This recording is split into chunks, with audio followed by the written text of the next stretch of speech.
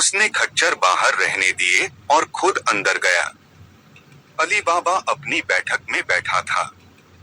सरदार ने उसे सलाम करके कहा, महाशय, मैं बाहर से आया हुआ तेल का व्यापारी हूँ और यहाँ के व्यापारियों के हाथ बेचने के लिए तेल लाया हूँ। मुझे रास्ते में देर लग गई और इस समय किसी सराय में जगह भी नहीं मिली। यदि आप अनुमति दें तो आपके अहाते में अपने खच्चर बांध दूं और तेल के कुप्पे रखवा दूं। सुबह उन्हें फिर खच्चरों पर लाद कर तेल की मंडी में चला जाऊंगा। अली बाबा ने उसको अतिथि बनाना मंजूर कर लिया। उसने अपने आदमी से कुप्पे उतरवाए और खच्चरों के लिए घास की व्यवस्था करने को कहा, किंतु डाकू सरदार ने कहा कि मेरे पास खच्चरों का दाना है। अली बाबा उसके बदले हुए वेश में उसकी आवाज भी नहीं पहचान सका। उसने कहा, आप मेरे साथ भोजन करें और आपके लिए बाहर की ओर एक कमरा खाली कर दिया है, उसमें सोए। इसे अपना ही घर समझें। उसने मर्जीना से कहा कि मेहमान के लिए अच्छा भोजन पकाओ। साथ ही उसने आज्ञा दी, कल सुबह मैं हम्माम में स्नान करना चाहता हूँ, इसलिए मेरे नौकर अब्दुल्ला को मेरे नए कपड़ों का एक जोड़ा निकाल कर दे देना। साथ ही स्नान के पूर्व मैं पौष्टिक यखनी, मांस रस पीना चाहता हूँ, वह भी रात ही में चढ़ा देना ताकि सुबह तक भली भांति तैयार हो जाए। मर्जीना ने कहा, यह सारी बातें हो जाएंगी। डाकू सरदार और अली बाबा भोजन करके अपने अपने कमरों में जाकर लेटे और सो गए। डाकू ने सोचा था कि एक नींद ले लूं, क्योंकि आधी रात के बाद तो रात भर जागना ही था। इधर मर्जीना ने अली बाबा के लिए कपड़े निकालकर अब्दुल्ला को दिए। फिर वह यखनी चढ़ाने की तैयारी करने लगी। संयोग से उसी समय रसोई के दिए का तेल खत्म हो गया। घर में जलाने का तेल भी नहीं था। वह परेशान हुई तो अब्दुल्ला ने कहा, रोती क्यों है? व्यापारी के इतने सारे कुप्पे रखे हैं, जरा सा तेल उससे ले ले, व्यापारी को क्या पता चलेगा? मर्जीना ने कहा, फिर तू ही तेल ले आ। अब्दुल्ला बोला, मुझे तो सुबह जल्दी उठकर मालिक के साथ हम्माम को जाना होगा। मैं तो सोने के लिए जाता हूँ, तू ही तेल ला। यह कहकर अब्दुल्ला चला गया। मर्जीना एक कटोरा लेकर तेल लेने एक कुप्पे के पास पहुंची तो उसमें छुपे डाकू ने समझा कि सरदार आया है। उसने पूछा, समय हो गया है क्या सरदार? मर्जीना चौंक कर खड़ी हो गई, किंतु उसने अपने होश हवास दुरुस्त रखे। एक क्षण बाद भारी आवाज करके बोली, अभी नहीं। फिर वह सभी कुप्पों के पास गई जहां उससे वही सवाल किया गया और उसने वही जवाब दिया। सिर्फ एक कुप्पे में उसे ऊपर तक भरा हुआ तेल मिला। उसने जल्दी से तेल लेकर यखनी चढ़ाई, फिर बड़ी भट्टी में आग जलाकर उस पर घर की सबसे बड़ी देग रखी। फिर कई बार जाकर उसने कुप्पे का सारा तेल देग में डाल दिया। जब तेल खूब खौल गया तो उसने अंदाजे से डोई में खौलता तेल लेकर एक एक करके सभी कुप्पों में डाल दिया। वे डाकू सांस घुटने से पहले ही अधमरे थे। खौलता तेल ऊपर गिरा तो तड़प कर मर गए, उनकी चीखें भी तेज न निकली। यह सब करके मर्जीना यखनी तैयार करने लगी। आधी रात को डाकू सरदार ने कंकड़ियां फेंकनी शुरू की, लेकिन किसी कुप्पे में कोई हरकत नहीं हुई। हालांकि चांदनी में सब कुछ दिखाई दे रहा था। सरदार ने समझा कि डाकू सो गए हैं। वह झुंझलाता हुआ उठा। खामोशी से दरवाजा खोलकर वह अहाते के अंदर गया और कुप्पे में ठोकर मारकर डाकू को जगाना चाहा। फिर भी कोई हरकत न हुई तो उसने कुप्पे में झांक कर देखा। उसे तेल और जले हुए मांस की गंध आई। उसने कुप्पे का मुंह खोला तो अंदर जला और मरा हुआ साथी निकला। फिर वह दूसरे कुप्पों के पास गया। सभी में उसने यह हाल देखा कि डाकू जले और मरे पड़े हैं। उसने यह भी देखा कि तेल का कुप्पा खाली पड़ा है। वह समझ गया कि किसी ने उसी के तेल से उसके साथियों को मार डाला है। वह अपने भाग्य को कोसने लगा। कहा तो वह यह सोचकर आया था कि अली बाबा को मारकर अपना कोष सुरक्षित करे। यहाँ यह हो गया कि उसका पूरा दल ही खत्म हो गया। डाकू सरदार थोड़ी देर के लिए जड़वत होकर सिर पर हाथ धरे बैठा रहा। फिर उसने स्वयं को व्यवस्थित किया। उसके लिए अपनी जान बचाना जरूरी था। दल तो धीरे धीरे फिर बन जाता। वह दरवाजे को खोल कर नहीं जा सकता था क्योंकि उसमें ताला लगा हुआ था। इसलिए वह दीवार पर चढ़ा और बाहर सड़क पर कूद गया और भागता हुआ दूर जाकर कहीं छुप रहा। मर्जीना ने उसे अपने कमरे से निकलते, कुप्पों के पास जाते और फिर दीवार पर चढ़कर बाहर छलांग मारते देखा। उसने सोचा कि डाकुओं का दल तो समाप्त हुआ, लेकिन उनका सरदार बच रहा है। वह अकेला क्या कर लेगा? अकेला डाका भी नहीं डाल सकता। कम से कम उस रात को तो वह कुछ कर ही नहीं सकता था। इसलिए मर्जीना यखनी के नीचे की आंच निकालकर अपनी कोठरी में जाकर सो गई। अली बाबा अंधेरे में उठकर अब्दुल्ला को लेकर हम्माम चला गया। 2-3 घंटे के बाद लौटा तो देखा कि अहाते में खच्चर वैसे ही बंधे हैं और तेल के कुप्पे वैसे ही रखे हैं। उसने मर्जीना से कहा, क्या वह तेल का व्यापारी अभी सोकर नहीं उठा? उसे तो इस समय तक बाजार में होना चाहिए था। मर्जीना ने कहा, मालिक, भगवान आपकी लंबी उम्र करें। वह व्यापारी भाग गया। आप नाश्ता कीजिए, फिर मैं आपको सारा हाल बताऊंगी। इसीलिए मैंने एकांत कर लिया है। पहले आप उन कुप्पों में झांक कर दिखाइए। अली बाबा हैरान हो गया।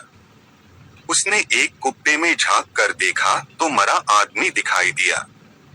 वह भागकर फिर मर्जीना के पास आकर बोला कि जल्दी बता कि क्या बात है।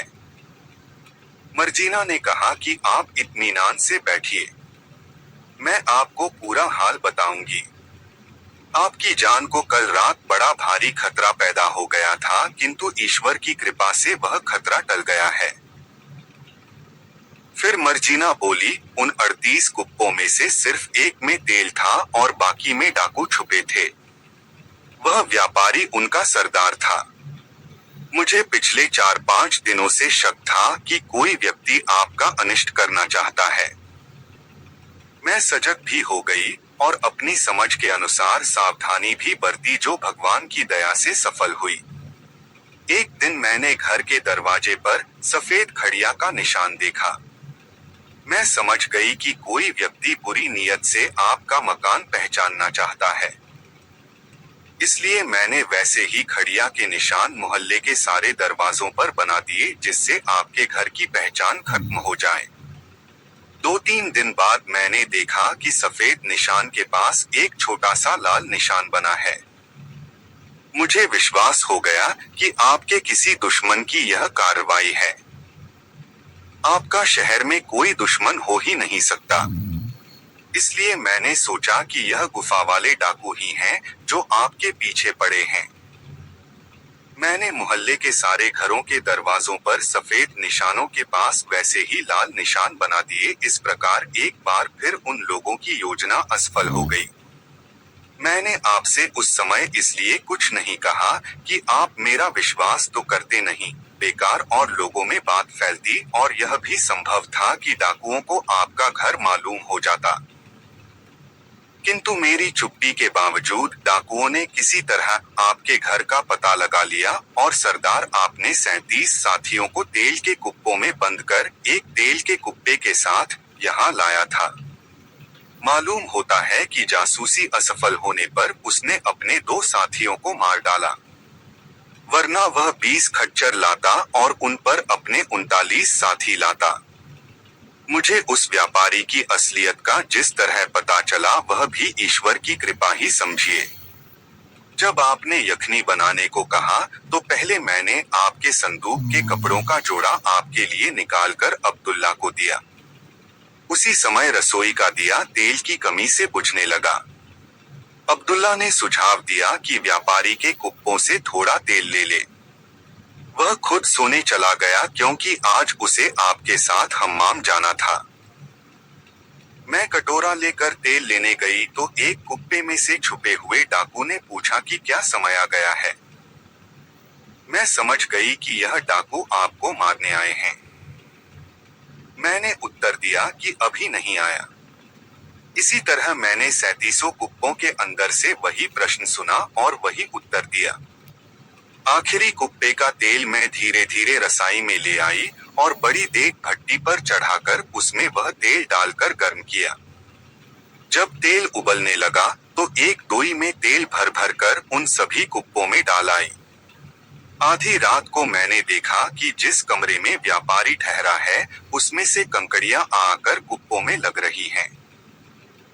मैं समझ गई कि यह डाकुओं को बाहर निकलकर हम सभी को मार देने का इशारा है।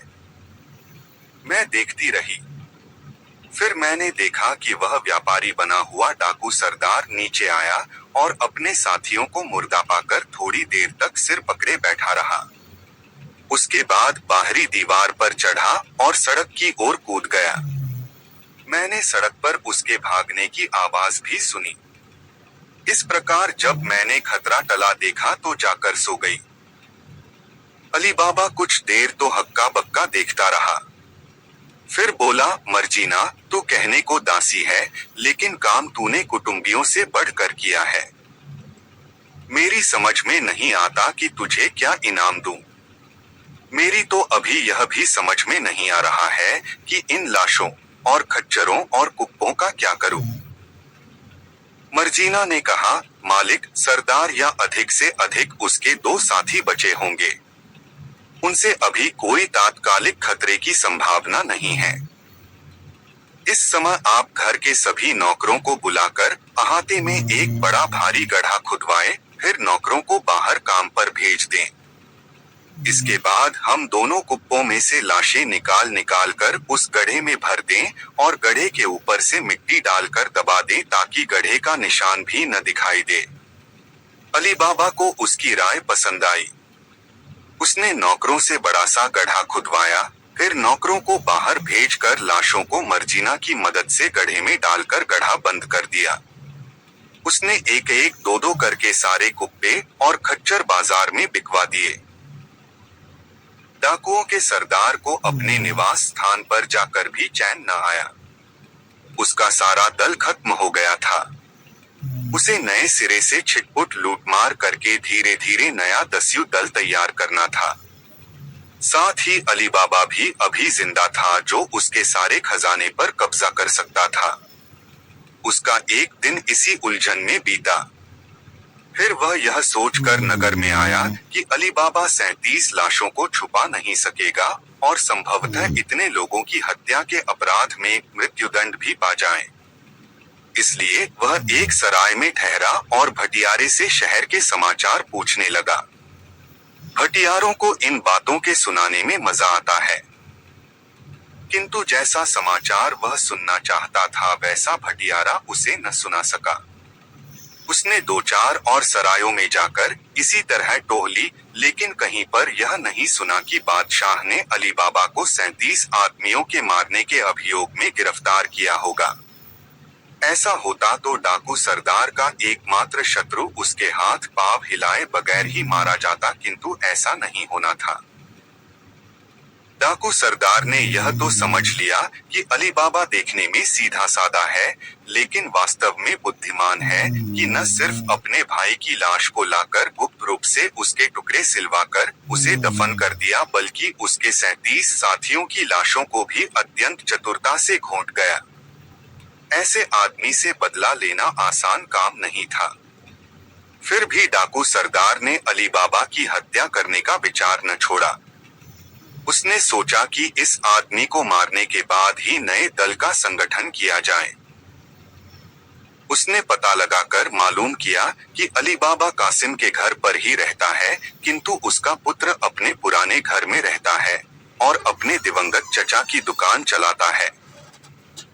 डाकू सरदार ने उसके पुत्र ही से अपनी बदले की भावना की शुरुआत की। उसने कासिम की दुकान के सामने वाली दुकान मोल ली और उसमें व्यापार का सामान रखकर बैठने लगा और अपना नाम ख्वाजा हसन मशहूर किया। कुछ ही दिनों में उसने अली बाबा के पुत्र से, जो बड़ा सभ्य और सुशिक्षित था, गहरी दोस्ती कर ली। उसने कई दिन तक इधर उधर की बातें करके जान लिया कि इसे गुफा के खजाने के बारे में कुछ भी नहीं मालूम है। स्पष्ट था कि उसे यानी अली बाबा के पुत्र को डाकुओं की भी कोई आशंका नहीं थी और पुत्र के द्वारा पिता से संपर्क स्थापित किया जा सकता था। अली बाबा खुद भी कभी दुकान पर अपने पुत्र को देखने जाता था। डाकू ने दूर से उसे पहचान लिया। उसने अली बाबा के पुत्र से इतनी मित्रता की कि रोज उसके साथ घूमने लगा और कई बार उसे अपने घर बुलाकर उसकी शानदार दावत कर डाली। अली बाबा के पुत्र ने एक दिन अपने पिता से कहा, एक नया व्यापारी ख्वाजा हसन मेरा गहरा मित्र हो गया है। वह कई बार मुझे अपने घर ले जाकर भोजन करा चुका है। मैं भी उसे अपने यहाँ भोजन पर बुलाना चाहता हूँ, लेकिन मेरा घर इतना छोटा है कि उसमें दावत का ठीक प्रबंध नहीं हो सकेगा। इसलिए अगर आप अनुमति दें तो आपके अच्छे घर में उसकी दावत का इंतजाम हो जाए। अली बाबा ने कहा, कल शुक्रवार है, बाजार बंद रहेगा। तुम घूमते घूमते उसे शाम को यहाँ ले आना। मैं उसकी दावत का प्रबंध कर रखूंगा। मर्जीना अच्छा भोजन तैयार कर देगी।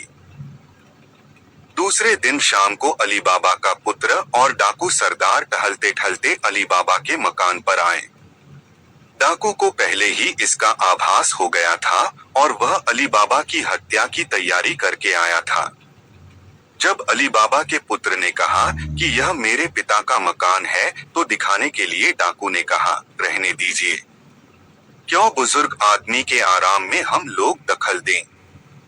मेरे जाने से उन्हें कष्ट होगा। आप ही चले जाएं। मैं वापस जाता हूँ। अली बाबा के पुत्र ने कहा, उन्हें कोई कष्ट नहीं होगा, प्रसन्नता ही होगी।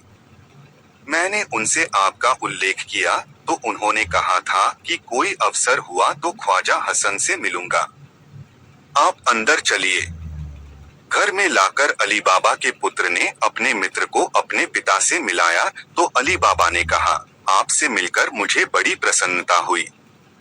इस बच्चे ने मुझसे आपकी बड़ी प्रशंसा की है। मालूम हुआ है कि इसे जितना प्यार मैं करता हूँ उससे अधिक आप करते हैं। डाकू सरदार ने कहा, यह इतने सभ्य और सुशील हैं कि इन्हें कौन प्यार न करेगा। इनकी नौजवानी ही है, लेकिन इनकी बुद्धिमानी, व्यवहार कुशलता और गंभीरता अधिकतर वयस्कों से भी अधिक है। क्यों न हो, यह पुत्र तो आप ही जैसे सज्जन के हैं। इसी प्रकार उन लोगों में बहुत देर तक सौहार्द और शिष्टाचारपूर्ण बातें होती रहीं। फिर डाकू सरदार ने घर जाने की अनुमति मांगी। अली बाबा ने कहा, यह आप क्या कह रहे हैं? बगैर भोजन किए आप यहाँ से नहीं जाएंगे, बल्कि आज रात आप मेरी कुटिया में मेहमान रहेंगे। मैं जानता हूँ कि यहाँ आपको अपने घर जैसा आराम न मिलेगा, न हमारे घर का रूखा सूखा भोजन आपके योग्य होगा। फिर भी मेरी प्रसन्नता के लिए आप मेरा अनुरोध स्वीकार करें। डाकू ने कहा, ऐसी बातें करके आप मुझे लज्जित कर रहे हैं। आपके यहाँ किस चीज की कमी है? लेकिन मेरी कुछ मजबूरी है। मैं अपने घर के अलावा और कहीं नहीं खाता। कारण यह है कि मुझे ऐसा रोग है जिसमें नमक बिल्कुल नहीं खाया जा सकता। अली बाबा ने कहा, यह क्या मुश्किल है? मैं अभी आपके लिए बगैर नमक के भोजन का प्रबंध कराए देता है। उसने अंदर आकर मर्जीना से कहा, हमारा मेहमान एक रोग के कारण नमक नहीं खाता। उसके लिए जो कुछ बनाओ बगैर नमक का हो। मर्जीना अली बाबा से तो कुछ न बोली, किंतु बैठक के पर्दे के पीछे छुपकर देखने लगी कि यह कौन आदमी है जो नमक नहीं खाता और इतना बड़ा रोग लेकर भी यहाँ पैदल आया है। गौर से देखा तो पहचान गई कि यह वही दुष्ट डाकू सरदार है जो कुछ महीने पहले तेल का व्यापारी बनकर हमारे यहाँ ठहरा था। जब वह खाना परोसने के लिए आई तो उसने देखा कि डाकू अपने कपड़ों में पैनी छुरी छुपाए है। वह समझ गई कि यह नमक इसलिए नहीं खा रहा कि जिसका नमक खाया जाता है उसे अपने हाथ से मारना जघन्य नैतिक अपराध होता है। पिछली बार तो उसके साथी हत्या करते, इसीलिए उस बार उसने नमक से परहेज नहीं किया था। मर्जीना ने तय कर लिया कि यह अली बाबा को मारे इससे पहले मैं ही उसे मार दूं। जब अली बाबा, उसका पुत्र और डाकू सरदार भोजन कर चुके तो अब्दुल्ला और मर्जीना ने वहां के बर्तन उठाकर एक तिपाई रखी जिस पर सुगंधित मदिरा की सुराही और 3 प्याले रखे थे। उन दोनों ने ऐसा प्रकट किया कि अब वे खाना खाएंगे। डाकू सरदार इसी बात की प्रतीक्षा कर रहा था कि नौकर खाना खाने जाए तो अली बाबा का काम तमाम कर दूं और उसे छुरी के एक ही वार से खत्म करके बाग की दीवार फांदकर निकल जाऊं और यदि अली बाबा का कोमल सा पुत्र प्रतिरोध करे तो उसे भी मार दूं। मर्जीना की निगाहें बड़ी तेज थीं। वह डाकू के आंखों के भाव से समझ गई कि उसका इरादा क्या है। उसने अब्दुल्ला से कहा कि तुम दफ अच्छा बजाते हो, मालिक के मेहमान के आगे भी अपना कमाल दिखाओ। खाना तो हम लोग बाद में भी खा लेंगे। अब्दुल्ला इस बात पर राजी हो गया। 2-4 मिनट ही में वे दोनों मुख्य कक्ष में आ गए। अब्दुल्ला वाद्य वादकों के कपड़े पहने था और उसके हाथ में दफ था। मर्जीना ने नृत्यांगना की पोशाक पहनी, सिर पर रेशमी पगड़ी रखी और कमर में सुनहरा पटका बांधा जिसमें छुरी खोसी हुई थी। मुख्य कक्ष में आकर उसने अली बाबा से अनुमति मांगी कि मेहमान का नृत्य से मनोरंजन उसे करने दिया जाए। अली बाबा ने खुशी से अनुमति दे दी। डाकू सरदार ने भी मजबूरी में सहमति प्रकट की क्योंकि इनकार करके वह अपने भेद के खुलने का खतरा मोल लेता। मर्जीना ने तरह तरह के नाच दिखाए। अब्दुल्ला भी कलाकार था। उसने मस्त होकर दफ बजाया। नृत्य वाद्य वादन से खुश होकर अली बाबा और उसके पुत्र ने दोनों को एक एक अशर्फी इनाम में दी। डाकू सरदार ने भी दोनों को एक एक अशर्फी का इनाम दिया। मर्जीना डाकू की नजरों से समझ गई कि अब वह नाच गाना बंद करने का आदेश देने ही वाला है। उसने तय किया कि इसी समय यदि डाकू की हत्या न की गई तो वह मालिक और उसके पुत्र की हत्या कर देगा और अभी तक मर्जीना ने जो कुछ किया था सब मिट्टी में मिल जाएगा। मर्जीना ने कहा, सरकार, अब मैं आप लोगों को अपना सर्वश्रेष्ठ और अंतिम नृत्य दिखाऊंगी। यह छुरी का नाच कहलाता है और इस देश में मेरे अलावा और कोई इसे नहीं जानता। आप लोग इसे देखकर अति प्रसन्न होंगे। यह कहकर मर्जीना ने कमर से छुरी खींच ली। यह छुरी अत्यंत पैनी थी और मोमबत्तियों के प्रकाश में खूब चमचमा रही थी। फिर उसने तेज नाच शुरू कर दिया। छुरी को उसने बड़ी तेजी से घुमाते हुए ऐसा दिखाया कि वह अपने हृदय में छुरी घुसेड़ना चाहती है। फिर यही उसने अब्दुल्ला के साथ किया। फिर 5-6 बार नाचते नाचते यह किया कि कभी अपने हृदय तक छुरी की नोक ले जाती, कभी अब्दुल्ला के हृदय तक। इस नाच से मेजबान और मेहमान सभी आनंदित हुए। फिर मर्जीना नाचते नाचते अली बाबा के पास गई और उसके हृदय के ऊपर उसने छुरी की नोक छुआई।